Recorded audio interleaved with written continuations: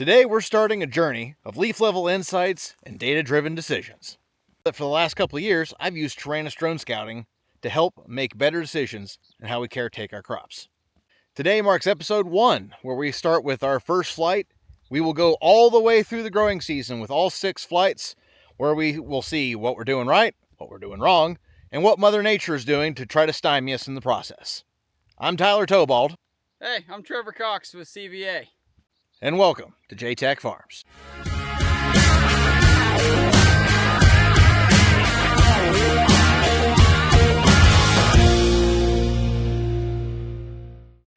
With our first flight, we're looking at weeds and stand count. And stand count's where we're going to get started first because we noticed some problems right quick. Here's a screenshot. We're sitting on our west file field and we're at 79% of our target population. And I've got Trevor out with me today, trying to figure out why that is. So like Tyler said, 79% of a stand, not ideal. So we're out here figuring out why. We found our first culprit. So here is a healthy corn plant. You can see the mesocotyl made its way up to the surface very nicely. Healthy corn plant, roots look good. A lot of these skips that we're seeing are this guy. So you can see there's a lot of corkscrewing going on and it ended up leafing out underground. Versus this guy, you can see it kinked twice. The same problem happened, but it was able to correct course, make its way to the surface, and survive. It is behind. It's not as healthy of a corn plant, but it will still make it'll make a crop.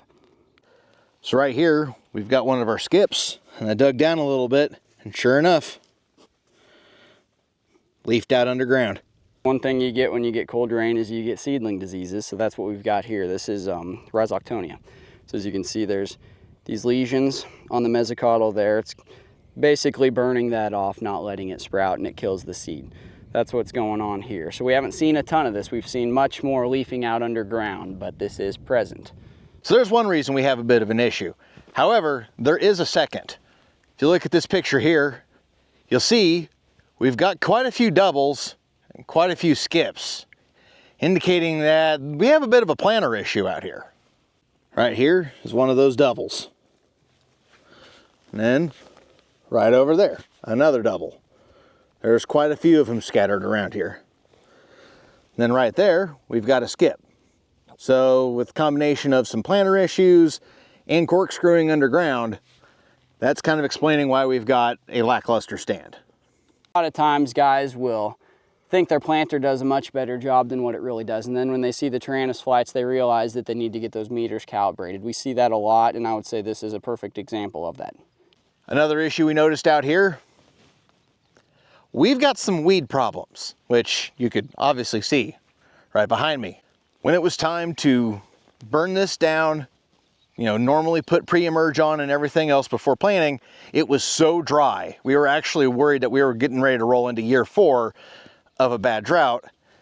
And after a lot of talking, a lot of discussing, looking at, long-range forecasts, all that kind of good stuff, we came to the conclusion that putting down some sort of residual with our burn down was probably not a great plan, just because it was so dry. They weren't talking rain, and my chemical guy was really worried that it just wasn't even going to activate, and we were just going to waste, a fair bit of money per acre.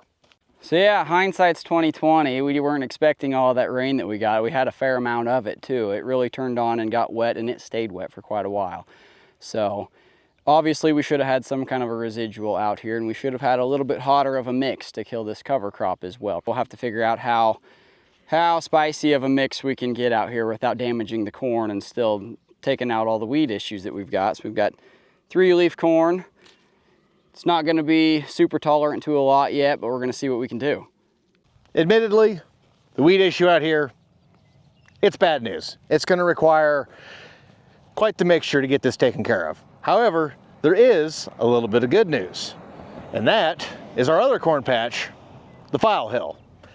You see, that looks a lot better. So this is going to need to get sprayed PDQ. The file hill, we're just going to let that wait, get some more rain on it, see if we can get some more weeds to come up before we come through on a post with it. Another thing guys will think about, you get a scenario like this where the stand is poured, is a replant justified? In this case, I'd say no, just because we're pushing June. His stand is, by the time all of these few that are slow to come up, like we've got this guy down here, just poking its way out of the ground. By the time he's all said and done, he's going to be well over 17,000. In this geography, that's going to be fine. It's not ideal, but it is fine. And where it's getting late in the season, I think leaving it alone is going to be the best option here. One of the things that I really like about Tyrannus is that it's just data that we're getting. We're not getting any extra recommendations. There's nobody else's opinion before this information gets to us. It's just facts.